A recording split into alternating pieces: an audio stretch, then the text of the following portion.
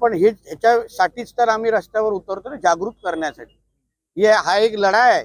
आम्ही बोलत नाही की आम्ही सगळ्यांना आता जागृत करू शकलो आहे, पण टप्प्याटप्प्याने एक दिवस जेव्हा राज्यातला देशातला हिंदू समाज जेव्हा जागृत राहील तर आमच्याकडे कोणीही वाकड्या नजरेने बघू शकणार नाही, एवढाही विश्वास या निमित्ताने व्यक्त केला। त्या पद्धतीने आपण वारंवार मालेगावचं मिनी पाकिस्तान हिंदू आणि मुस्लिम बांधव येऊन आंदोलन देखील करतायत, काय सांगा? याचं कारण असं आहे की ज्या मालेगावमध्ये पाकिस्तान जिंदाबादचे नारे ऐकण्याचे व्हिडिओ पण मी दाखवलेले आहेत, मी ऐकलेले आहेत।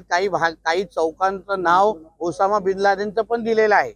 असंख्य आमच्याकडे पुरावे आहेत जिथे पाकिस्तानचे नारे दिले जातात, पाकिस्तानचे झेंडे फडकवले जातात। म्हणून ह्या सगळ्या गोष्टी बंद व्हाव्या, लोकांमध्ये जागरूकता यावी आणि ह्या जे काही पाकिस्तानचे नारे देणारे जे काही जिहादी आहेत त्यांनाही कळलं पाहिजे की हे हिंदुस्थान आहे, हे भारत आहे, हे पाकिस्तान नाही। मालेगावचं किल्ल्यावरचं अतिक्रमण आपण सगळं बघाल, थांबा तुम्ही थोडं जरा वाट पहा। त्याचे काही तांत्रिक बाबी आम्हाला पूर्ण करायच्या होत्या, त्यांना कुठे शिफ्ट करायचं हा पर्यायी पण आम्हाला त्यांना हकलून द्यायचं नाहीये तिकडून। त्यांचा जो ऑर्डर आली आहे महापालिकेची ते त्यांना पर्यायी जागा द्या आणि ती जागा मोकळी करा।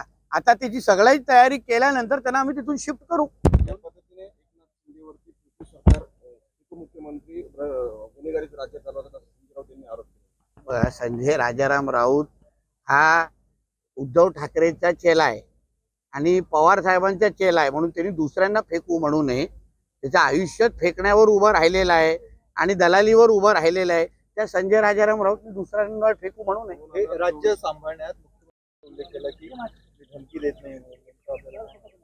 माझं असं म्हणणं आहे की जेव्हा हिंदू समाजाच्या अस्तित्वावर विषय येतोय, वक्फ बोर्डच्या नावाने आमची जनसंख्या कमी करून आमच्या हक्काच्या जमिनी बळकावल्या जात आहेत।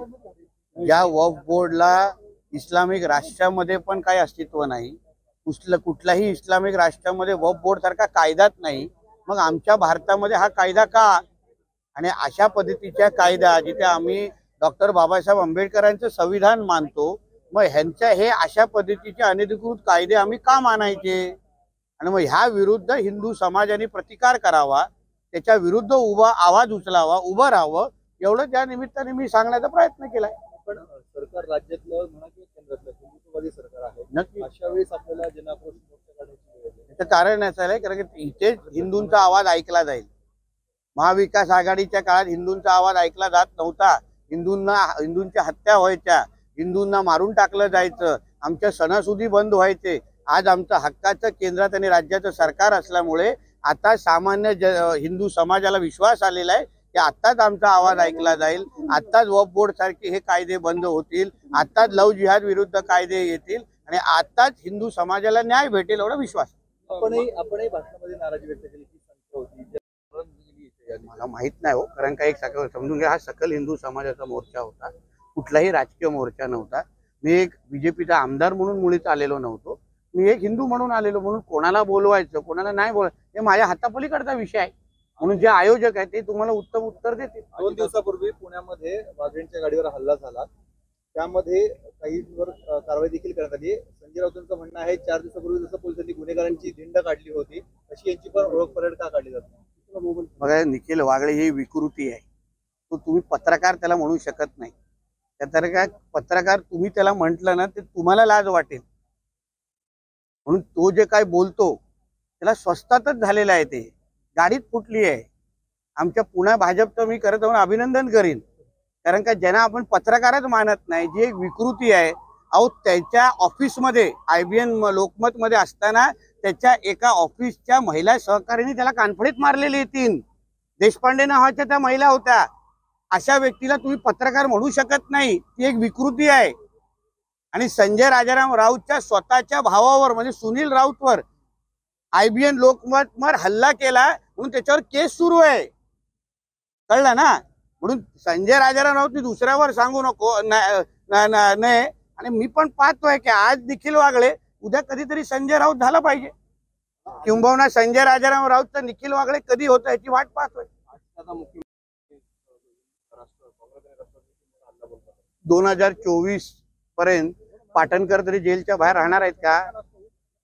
आदित्य ठाकरे तरी दिशा साल्यांच्या निमित्ताने जेलमध्ये निश्चित पद्धतीने जाईल, म्हणून आमची चिंता करू नका। 2024, 2029 प्रत्येक वर्षी इथे नरेंद्र मोदी साहेबांच्याच विचाराचं सरकार येणार, मोदी साहेबच पंतप्रधान होणार. पण ते बघण्यासाठी तू मातोश्रीमध्ये बसलेला असशील ते आर्थर रोड मध्ये बसलेला हे बघू आपण पुढे.